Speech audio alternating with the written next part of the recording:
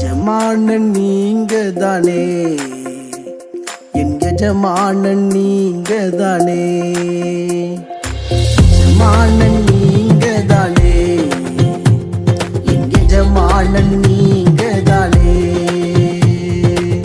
உன் கரத்தையே நோக்கிடுவே, என்னை என்றும் நீர் நடத்திடுவே. ஆண்டவராகிய இயேசு கிறிஸ்துவின் நாமத்தினாலே உங்கள் அனைவருக்கும் 2237வது காலை மன்னா செய்தியின் மூலமாக உங்களை சந்திப்பதில் மிக்க மகிழ்ச்சி அடைகிறேன். தேவனாகிய கர்த்தர் இந்த இரவு முழுதும் பாதுகாத்து அற்புதமாய் ஒரு புதிய நாளை தந்திருக்கிறார். அவருக்கு மகிமை உண்டாகட்டும். இந்த நாளிலும் நாம் யாருக்காக எதற்காக ஜெபிக்க வேண்டும் என்று சொன்னால், எல்லா ஊழியக்காரங்களுக்காக, அவங்க சுகத்துக்காக, அவங்க குடும்பத்துக்காக, கர்த்தர் நம்பி கொடுத்திருக்கிற ஊழியங்களுக்காக ஜெபிக்க வேண்டும். தொடர்ந்து இந்த நாளிலும் இந்த காலை மன்னா ஆதாரத்துக்காக எடுத்துக்கொண்ட வேத வசனம் 2 கொரிந்தியர் 11ஆம் அதிகாரம் 1, 2, 3 ஆகிய வசனங்கள்.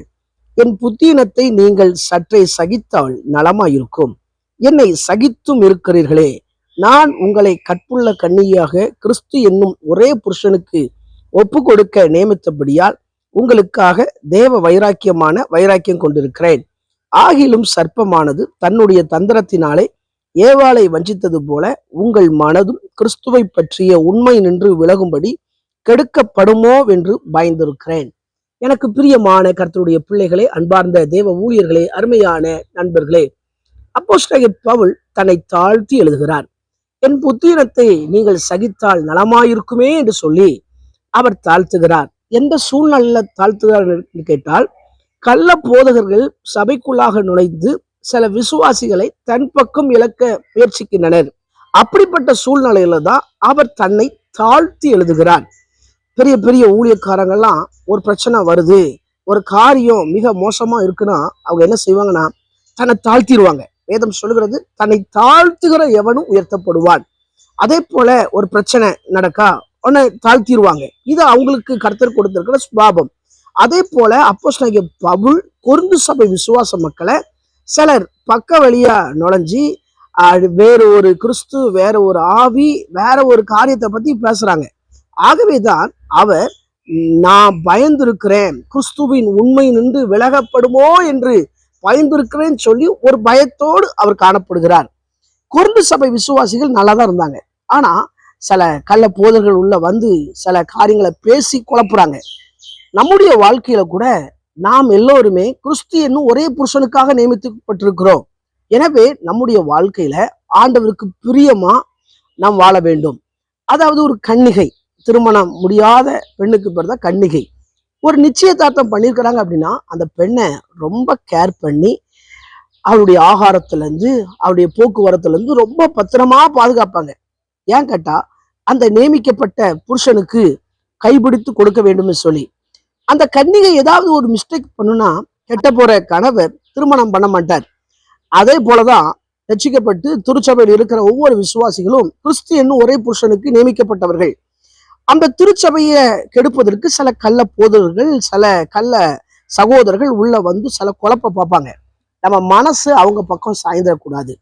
சிறு வயதுல இருந்தே அநேக விசுவாசிகளை பார்த்துருக்கிறேன். அப்போ சிலர் நல்லாதான் இருப்பாங்க. ஆனா ஏதோ ஒரு காரியத்தை யாரோ ஒருத்தர் சொல்லி நான் புதுசா கற்றுக்கொள்ள போற சொல்லி அங்கு இங்கும் போய் அவங்க கிறிஸ்துவை பற்றி உண்மையிலிருந்து அவங்க மனசு விலகி போயிடும். அப்படிப்பட்டவர்கள் அநேகரை பார்த்திருக்கிறேன். எனவே கர்த்தர் நமக்கு கொடுத்திருக்கிற திருச்சபை, கர்த்தர் நமக்கு கொடுத்திருக்கிற ஊழியர்கள், கர்த்தர் நமக்கு கொடுத்திருக்கிற விசுவாச மக்கள், இந்த ஐக்கியத்துக்குள்ளேயே நம்ம இருந்துக்கணுமே தவிர இதை விட்டுட்டு நான் அங்க போறேன், இங்க போறேன், அதை செய்யறேன், இதை செய்யறேன் அப்படின்னா நம்முடைய வாழ்க்கை வம்பா போயிரும். ஆண்டவருடைய உண்மையிலிருந்து விலகி போயிருவோம். இதுக்காக தான் அப்போஸ்தலனாகிய பவுல் கொரிந்து சபையார் சொல்லுகிறார், நீ உங்கள் மனசு கிறிஸ்துவின் உண்மையிலிருந்து விலகப்படுமோ என்று பயந்திருக்கிற. சபை நடத்துற ஊழியர்கள் சாதாரணப்பட்டவர்கள் அல்ல. அவர்கள் கிரயம் செலுத்தி தேவனுடைய முழு நேர அழைப்பை பெற்று வந்தவர்கள், குடும்பமாய் ஊழியம் செய்கிறவர்கள். எனவே அவர்களுடைய வார்த்தைக்கு, இந்த வேதம் சொல்லுற வார்த்தைக்கு நம்ம கீழ்ப்படிந்து நடக்கும்போது கர்த்தர் ஆசீர்வதிக்கிறார். இதுக்கு ஒரு எக்ஸாம்பிள் கூட சொல்றாரு. ஏவாள் எப்படி தோட்டத்திலிருந்து வஞ்சிக்கப்பட்டு போனாங்களோ அதே போல நீங்களும் வஞ்சிக்கப்பட்டு போயிடக்கூடாது. கர்த்தர் அழகான சபை என்னும் தோட்டத்தை தந்திருக்கிறார். அந்த போதகர் கிறிஸ்துவுக்குள்ளே நடத்துகிறார், ஊழியத்துக்கு பயிற்சி கொடுக்கிறார். ஆண்டுடைய வருகையின் போது அங்க கொண்டு கிறிஸ்து என்னும் புருஷனிடம் கொடுத்துடுவார். ஆகவேதான் ஆண்டவர் நம்மளை திருச்சபையில வச்சிருக்கிறார். எனவே நம்ம நல்ல கன்னிகைகளா, வேற எந்த வார்த்தைக்கு கீழ்ப்படியாதவர்களாய், வேற எந்த வார்த்தைக்கு கவர்ச்சியான வார்த்தைக்கு நாம இறங்கி போகாதவர்களாய் ஆண்டவர் தந்திருக்கிற அந்த உறவிலே சபையிலே நிலைத்திருப்போம். கர்த்தர் ஆசீர்வதிப்பாராக. கண்களை மூடி ஜெபிக்கலாம். எங்களை நேசிக்கிற நல்ல தகப்பனே, இந்த வேலைக்காய் வருகிறோம். தொடர்ந்து கேட்ட வார்த்தையின்படி ஆண்டவரை நாங்க நல்ல கன்னிகையாய் இருக்க கர்த்தர் உதவி செய்யுங்க. பிறந்த நாள், திருமண நாளை நினைவு கூறுகிற ஒவ்வொருவரையும் ஆசீர்வதிங்க. நாங்க வாழ்க்கையில அநேக புதிய காரியங்களை செய்ய துவங்குவீரான்னு ஜெபிக்கிறேன். இயேசு மூலம் ஜெபங்க நல்ல பிதாவே, ஆமென். ஆண்டு சுத்தமானால் மீண்டும் நாளை காலை புதிய காலைமான செய்தி மொழியை சந்திக்கிறேன். அதுவரை தேவ கிருபை தாங்குவதாக. மாரநாதா, இயேசு வருகிறார். ஆயத்தமாகவும் மனிதரை ஆயத்தப்படுத்துவோம். ஆமென். அல்லேலூயா. Praise the Lord.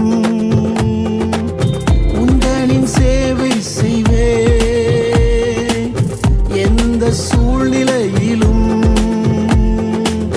என் ஜீவன் பிரியும் வரை உண்மையாய் ஓடிடுவே. என் ஜீவன்